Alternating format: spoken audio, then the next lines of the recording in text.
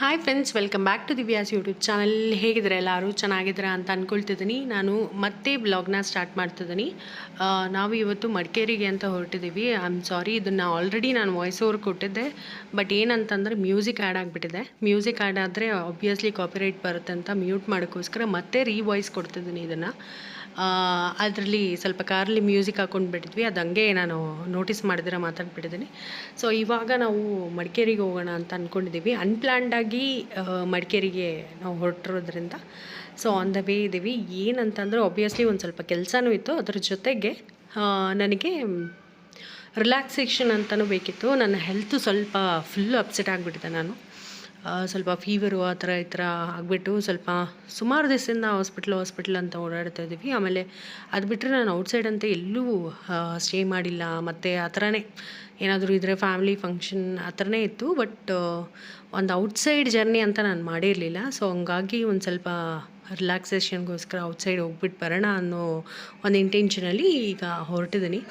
Obviously already ನನ್ನ ಒಂದು working team ಮಡಿಕೇರಿಲೇ ಇದ್ದಾರೆ. ಸೊ ಹಂಗಾಗಿ ಮಡಿಕೇರಿನೇ ಚೂಸ್ ಮಾಡ್ಕೊಂಡಿದ್ದೀನಿ. ಹೇಗಿದ್ರೂ ಟೂರಿಸ್ಟ್ ಪ್ಲೇಸ್ ಕೂಡ ಹೌದು, ಆಮೇಲೆ ನನಗೆ ಅಫಿಷಿಯಲ್ ವರ್ಕು ಆಗುತ್ತೆ ಮತ್ತು ರಿಲ್ಯಾಕ್ಸೇಷನ್ ಸಿಗುತ್ತೆ ಅಂತ. ಬನ್ನಿ ನೋಡೋಣ, ಸಿಗ್ತೀನಿ.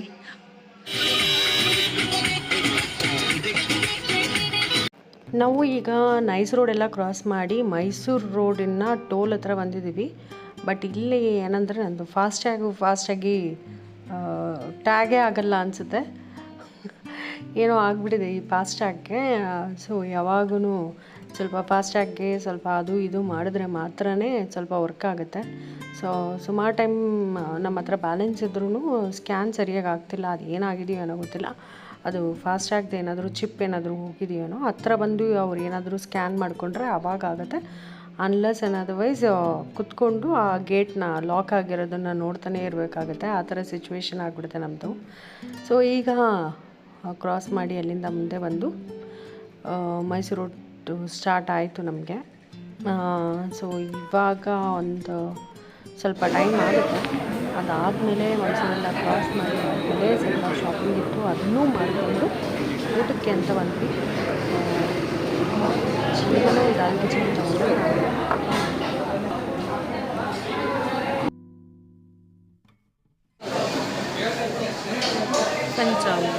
ಮೈಸೂರು ರೀಚ್ ಆಗಿ ಮೈಸೂರು ಔಟರ್ ರಿಂಗ್ ರೋಡ್ ಹತ್ರ ಊಟ ಮಾಡೋಣ ಅಂತ ನೆನೆಸಿದ್ವಿ. ದಾಲ್ ಕಿಚಡಿ, ಗೀ ರೈಸ್ ತಗೊಂಡ್ವಿ. ಸೊ ಊಟ ಮಾಡಿ ಸಿಗ್ತೀನಿ.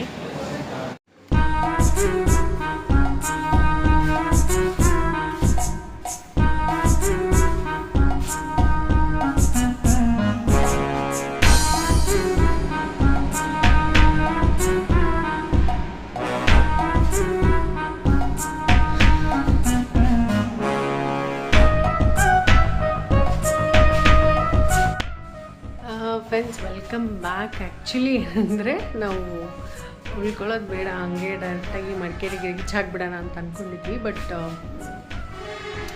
ಘಾಟ್ ಸೆಕ್ಷನ್ ಇರೋದ್ರಿಂದ ಆಲ್ಮೋಸ್ಟು 2 hours. ಬಟ್ ಮಳೆ ಬೇರೆ ಬರ್ತಾಯಿತ್ತು. ರೋಡ್ ಅಷ್ಟು ಚೆನ್ನಾಗಿಲ್ಲ ಅಂತ ನಮ್ಗೆ ಫೀಲ್ ಆಗ್ತಿತ್ತು.